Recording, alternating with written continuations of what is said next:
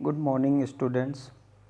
आशा करता हूँ कि आप सब लोग स्वस्थ होंगे और सुरक्षित होंगे। पिछली कक्षा में हम लोगों ने दर्शन का अर्थ पढ़ा था, उसकी परिभाषाएं पढ़ी थी। आज हम उसी के आगे शुरू करेंगे और आज हम दर्शन का अध्ययन क्षेत्र, विषय वस्तु, तत्व मीमांसा, ज्ञान मीमांसा, मूल मीमांसा, इसके बारे में चर्चा करेंगे। तो चलिए शुरू करते हैं।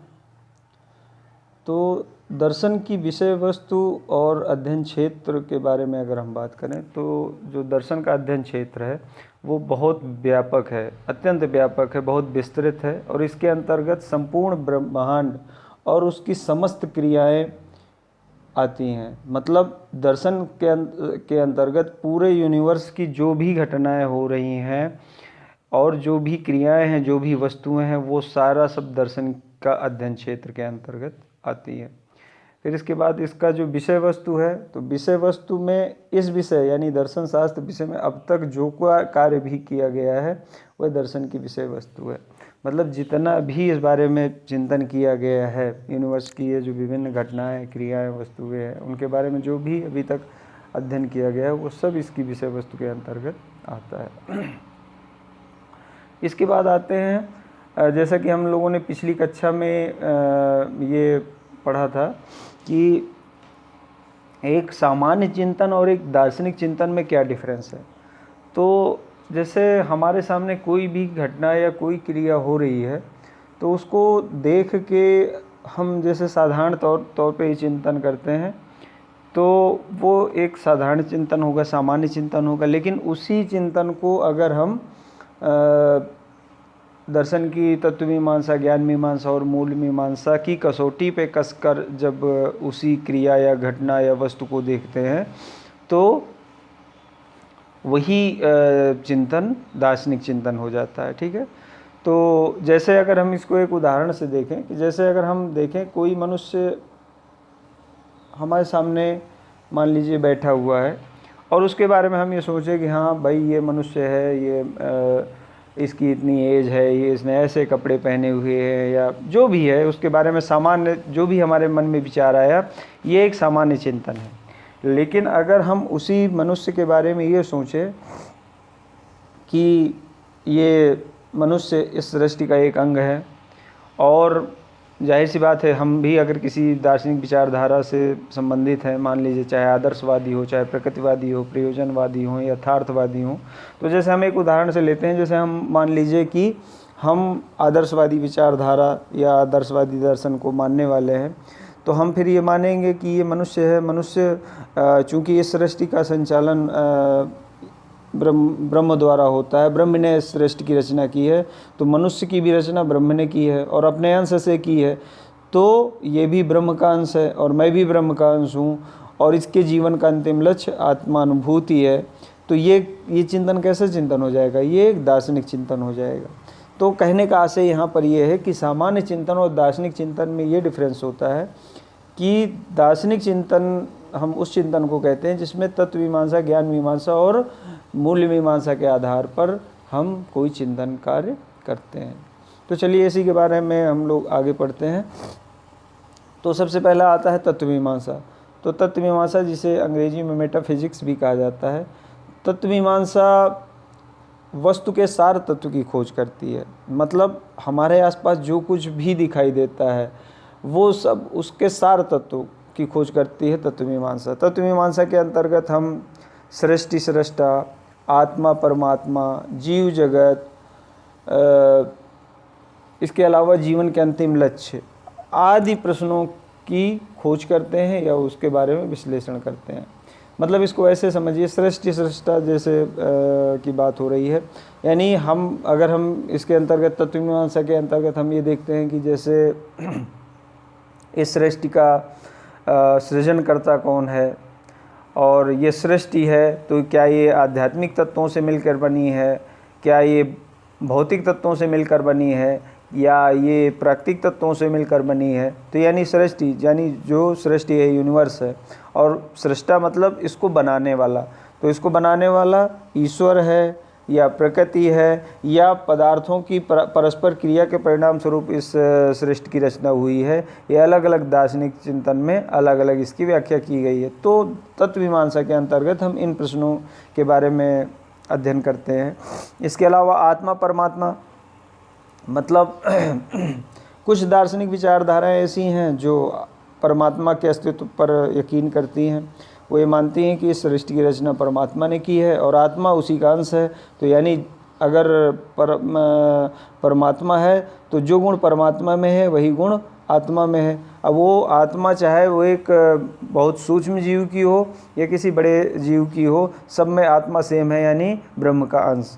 तो एक विचारधारा में आत्मा परमात्मा की ये व्याख्या है, दूसरी विचारधारा में आत्मा परमात्मा की व्याख्या अलग है। जैसे हम मान लीजिए प्रकृतिवाद की बात करें या यथार्थवाद की बात करें, तो वो कहेंगे कि परमात्मा जैसी कोई चीज़ नहीं होती है, और जो हमारे अंदर जो हमारी आत्मा भी है, तो आत्मा भी कोई अलग से कोई आध्यात्मिक शक्ति नहीं है, बल्कि ये भी पदार्थों से निर्मित है।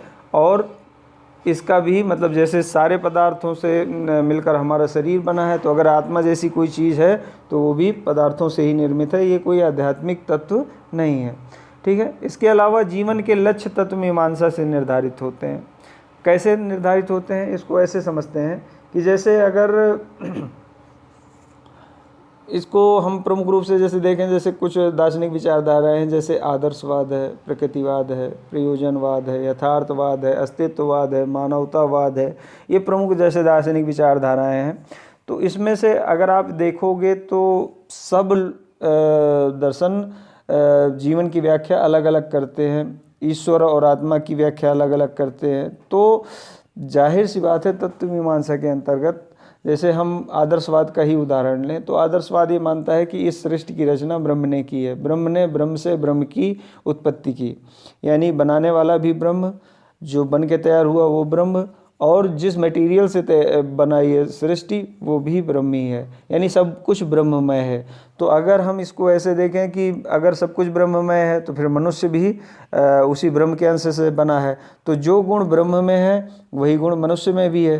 तो जीवन का अंतिम लक्ष्य क्या है? उसी अपने वास्तविक स्वरूप को पहचानना।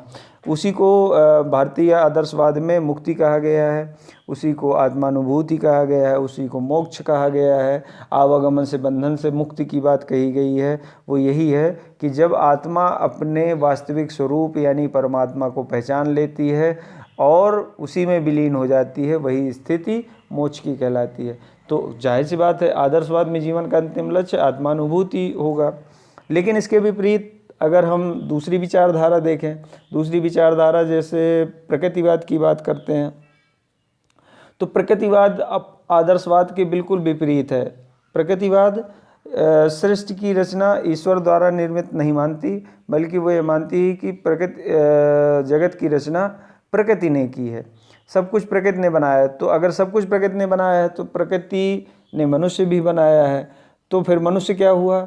मनुष्य कोई आध्यात्मिक प्राणी नहीं हुआ, बल्कि एक प्राकृतिक प्राणी हुआ, यानी प्रकृति द्वारा निर्मित प्राणी हुआ। तो जीवन का अंतिम लक्ष्य क्या होगा? प्राकृतिक जीवन जीना और प्रकृति के साथ एडजस्टमेंट करना और भौतिक सुख प्राप्त करना। मतलब इनका कोई आध्यात्मिक लक्ष्य नहीं होगा, क्योंकि जब ये आध्यात्मिक जगत पे विश्वास नहीं करते तो इनका कोई आध्यात्मिक लक्ष्य नहीं होगा। इसके बाद तीसरी जैसे विचारधारा है, तो तीसरी विचारधारा जैसे हम कह लें यथार्थवाद। तो यथार्थवाद भी जीवन का जो ये मानता है कि उत्पत्ति हुई या सृष्टि की उत्पत्ति हुई, वो पदार्थों के संलयन से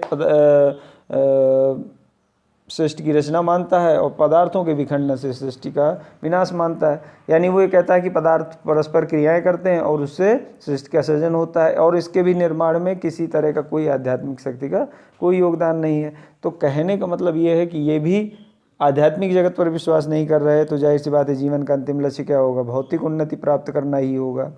इसके अलावा चौथी जो दार्शनिक विचारधारा है जैसे प्रयोजनवाद है, तो प्रयोजनवाद ये कहते हैं कि इस सृष्टि में कुछ भी परमानेंट नहीं है।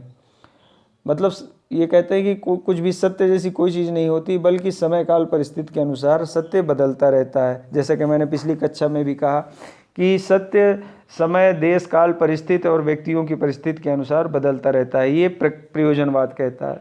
क्योंकि ये कहता है कुछ भी अल्टीमेट ट्रुथ नहीं है। क्यों? क्योंकि जब कुछ भी परमानेंट नहीं है, परिस्थितियाँ बदलती रहती हैं, तो बदलती परिस्थितियों के अनुसार हमारे जीवन के लक्ष्य भी बदलते रहते हैं। इसको एक ऐसे उदाहरण से समझें, जैसे प्रयोजनवादी ये मानते हैं कि जैसे ये हो सकता है कि मान लीजिए कोई व्यक्ति बहुत ईमानदार हो, ठीक है, और उसने कभी कोई गलत काम नहीं किए, गलत रास्ते से पैसा नहीं कमाया, लेकिन उसकी परिस्थिति ऐसे आ जाए कि जैसे उसके माता पिता की बहुत ज़्यादा गंभीर बीमारी हो और उसके पास पैसे ना हो, तो ये हो सकता है कि वही व्यक्ति हो सकता है कि कल को कहीं चोरी कर सकता है या किसी से झूठ बोल के पैसे ऐड सकता है माँ बाप के इलाज के लिए।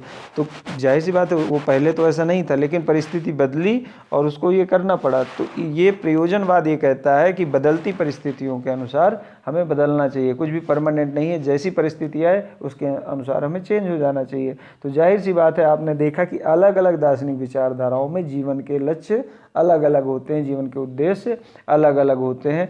और फिर आगे हम जब अभी पढ़ेंगे शिक्षा और दर्शन का संबंध पढ़ेंगे, तो उसमें हम यही अध्ययन करेंगे कि कैसे जब जीवन के उद्देश्य बदलते हैं तो शिक्षा के भी उद्देश्य कैसे बदलते हैं। आगे हम इसके बारे में चर्चा करेंगे।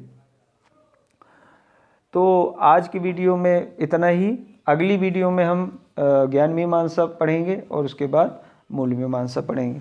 ठीक है, धन्यवाद। आपका दिन शुभ हो।